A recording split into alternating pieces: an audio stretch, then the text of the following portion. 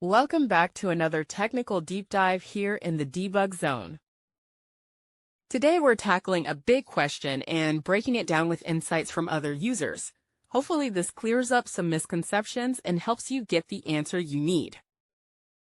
So buckle up, stay a little curious, and let's jump right in.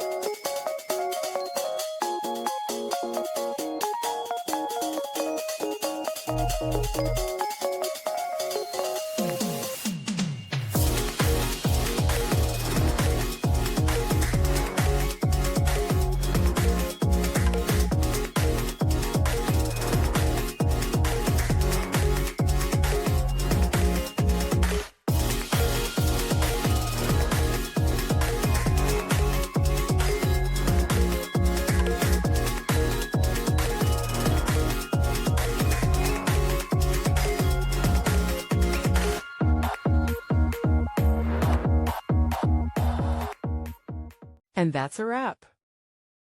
I hope you found the answer you were looking for. If you did, take a second to hit that subscribe button. It really helps out.